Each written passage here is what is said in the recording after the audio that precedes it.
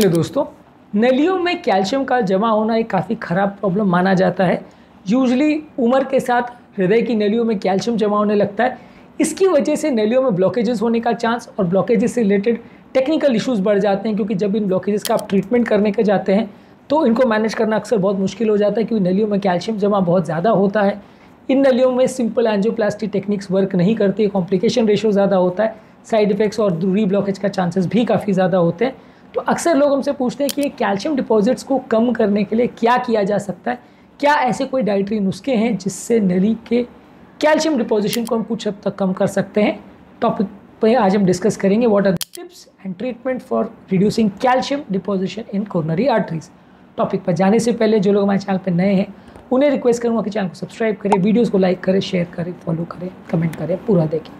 आज के टॉपिक में जो हम पॉइंट्स देंगे वो कोई भी पॉइंट अपने आप में इतना इफेक्टिव नहीं है कि वो आपका कैल्शियम डिपोजिशन को पूरी तरह से रोक सकता है, क्योंकि ये डिजेनरेटिव प्रोसेस है, पूरी तरह से इसे कंट्रोल करना मुश्किल है। पर फिर भी जो अवेलेबल चीज़ें हैं जिसमें एक्चुअली थोड़ा बहुत फ़ायदा भी होता है वो सब हम आपको बताएंगे, ताकि इन सारी चीज़ों को इनकॉर्पोरेट आप करके अपनी बीमारी को कम कर सकें। इसमें हर एक पॉइंट इंपॉर्टेंट होगा, इसलिए वीडियो को एंड तक देखें। चलिए शुरू करते हैं इंपॉर्टेंट वीडियो। सबसे पहला आपको सैचुरेटेड और ट्रांस फैट्स को कम करना है।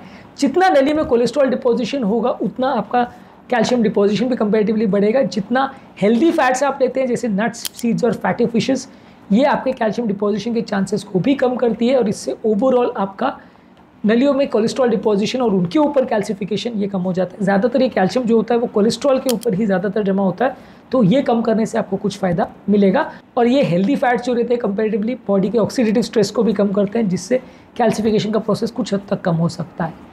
इसके अलावा एक चीज़ बहुत इंपॉर्टेंट है कि आप बहुत ज़्यादा कैल्शियम ना लें और बहुत कम विटामिन डी ना रखें बॉडी में, ये रिकमेंडेड है। स्टडीज़ ने शो किया है कि आप अगर बहुत ज़्यादा मात्रा में एक्सेसिव कैल्शियम अगर खाते हो तो डिपोजिशन का चांस बढ़ जाता है।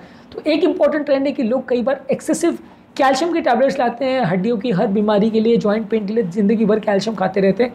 ये नुकसानदायक है और उससे नलियों में कैल्शियम डिपॉजिट होने का चांस बढ़ सकता है, इसलिए इसे अवॉइड करें। विटामिन डी की यदि कमी हो तो उसकी वजह से भी कई बार कैल्शियम डिपोजिशन ज़्यादा हो सकता है, इसलिए विटामिन डी कम नहीं होना चाहिए, कैल्शियम ज़्यादा नहीं होना चाहिए। इसके अलावा एक दवाई है विटामिन K2 करके, जो कि बेसिकली एक विटामिन है। इसके वैसे नेचुरल सोर्सेज बहुत कम है, इसलिए ज़्यादातर इसको टैबलेट्स के फॉर्म में दिया जाता है। इसके साथ थोड़ा बहुत डेटा अवेलेबल है जो ये शो करता है कि कैल्शियम डिपोजिशन को चांसेस को ये कुछ हद तक कम कर सकता है। हालांकि ये बहुत ज़्यादा इफेक्टिव नहीं है, उसको खाने से पूरा जमा कैल्शियम चला जाएगा ऐसा बिल्कुल नहीं है, पर हाँ ये विटामिन कुछ हद तक आपके कैल्शियम डिपोजिशन के चांसेस को कम कर सकता है। इसके अलावा खाने में फाइबर्स वाली चीज़ ज़्यादा खाइए। फ्रूट्स, वेजिटेबल और होल ग्रेन जो है ये ब्लड कोलेस्ट्रॉल लेवल्स को कम करते हैं, जिससे नलियों में ब्लॉकेजेस होने का चांस कम होता है और इससे आपका ओवरऑल नलियों का कैल्सिफिकेशन भी कम होता है। खाने में सोडियम का भी इंटेक कम रखिए। ज़्यादा मात्रा में नमक लेने से नलियों में ब्लड प्रेशर बढ़ता है। नलियों का ब्लड प्रेशर जब बढ़ता है तो आर्टेरियल कैल्सिफिकेशन होने का चांस ज़्यादा होता है, इसलिए खाने में नमक की मात्रा को जितना बने कम रखिए। इसके अलावा कोशिश करिए रेगुलर बेसिस पे एक्सरसाइज करने का। जितना ज़्यादा आप एक्सरसाइज करेंगे उतना नलियों में कैल्शियम डिपोजिशन होने का चांस कम होगा। एक तरह से बॉडी का ऑक्सीडेटिव स्ट्रेस भी कम होता है और नलियों में डैमेजिंग जो प्रोसेस है एज रिलेटेड वो भी कम होती है। स्मोकिंग एक इंपॉर्टेंट रिस्क फैक्टर है। ज़्यादा स्मोक करने से आपको नलियों में कैल्सिफिकेशन होने का चांस बढ़ जाता है, तो स्मोकिंग बंद करने से आपको कुछ फ़ायदा देखने को मिल सकता है। इसके अलावा मेंटल स्ट्रेस भी एक रिस्क फैक्टर है। योगा, प्राणायाम, डीप ब्रीदिंग एक्सरसाइज, इस तरह की चीज़ें करके यदि आप मानसिक तनाव को कम कर सकते हैं तो इससे भी नलियों में कैल्शियम जमा होने का प्रोसेस कुछ हद तक कम हो सकता है। इसके अलावा यदि आपका ब्लड प्रेशर बेसलाइन ज़्यादा है तो उसे भी कम करिए। नमक कम रखें तो आप इसमें मदद करेंगे, पर अगर ब्लड प्रेशर ज़्यादा है तो उसे कंट्रोल करने के लिए टैबलेट्स अगर आप लेते हैं तो उससे भी आपका ब्लड प्रेशर कम होगा, इससे भी नलियों का कैल्सिफिकेशन कम होगा। जैसा कि हमने बोला कि नलियों में जितना हाई ब्लड प्रेशर रहेगा उतना नलियों में कैल्सिफिकेशन ज़्यादा होगा, तो इससे थोड़ा खुद को बचाने का प्रयास करिए। इसके अलावा डाइट में बहुत ज़्यादा कोलेस्ट्रॉल वाली चीज़ें भी मत लीजिए। कोलेस्ट्रॉल ज़्यादा खाएंगे तो भी कैल्सिफिकेशन ज़्यादा होगा, और कोलेस्ट्रॉल कम करने की टैबलेट्स लेने से भी आपको थोड़ा बहुत फ़ायदा मिलेगा। ये टैबलेट्स भी जो है आर्टेरियल कैल्सिफिकेशन को कम करने में मदद करती है। स्टैटिन्स के साथ हालांकि कोई क्लियर डेटा अवेलेबल नहीं है कि ये आपका कैल्सिफिकेशन कम कर सकती है, लेकिन हाँ ये दवाई बॉडी के या नलियों के ऑक्सीडेटिव स्ट्रेस को कम कर सकती है, इन्फ्लेमेशन को कम कर सकती है, तो मान के चल सकते हैं कि ब्लॉकेजेस को बढ़ने से कुछ हद तक रोक सकता है। इसके अलावा कुछ ऐसी बीमारियां हैं जैसे किडनी डिजीज़ और डायबिटीज़, इसकी वजह से भी कैल्सिफिकेशन बढ़ सकता है। तो यदि आप किसी टेक्निक द्वारा अपने डायबिटीज़ को रिवर्स कर सके, जैसे इंटरमिटेंट फास्टिंग, या अपनी किडनी की बीमारी को ठीक कर सके, तो इससे भी कैल्सिफिकेशन का प्रोसेस कम होता है। ओवरऑल बॉडी का इन्फ्लेमेशन भी इससे कम होता है, तो इसको भी आप रेगुलर बेस पे ले सकते हैं। विटामिन K2 का मैंने ऑलरेडी बोला, इसका डाइटरी सप्लीमेंट्स आप ले सकते हैं। इसको डाइटरी फॉर्म में लेते हैं या टैबलेट फॉर्म में लेते हैं, ये कैल्सिफिकेशन को कम करने में कुछ हद तक मदद करेगा। इसके अलावा बाकी जो मेडिसिन है वो बहुत ज़्यादा इफेक्टिव नहीं है। स्टैटिन्स आप ट्राई कर सकते हैं।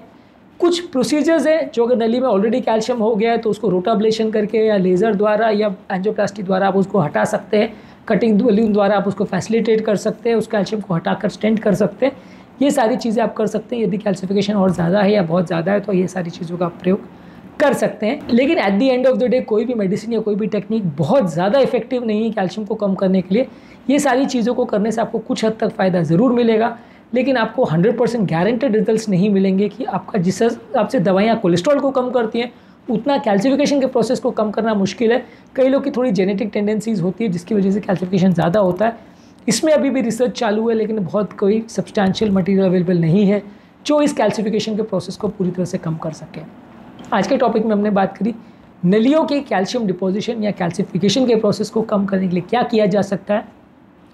इसके अलावा नलियों में ब्लॉकेजेस के बारे में और नलियों के ब्लॉकेज को प्रिवेंट करने के लिए और लाइफस्टाइल और डाइट रिलेटेड चेंजेस पर हमने ऑलरेडी बहुत सारे वीडियोस किए हैं जो कि आप हमारे चैनल पर देख सकते हैं। उम्मीद करूँगा कि आज के टॉपिक में कुछ नई बातें जानने को मिली होगी। जो लोग हमारे चैनल पर नए हैं उन्हें रिक्वेस्ट करूँगा कि चैनल को सब्सक्राइब करें, वीडियोज़ को लाइक करें, शेयर करें, फॉलो करें, कमेंट करें, पूरा देखें।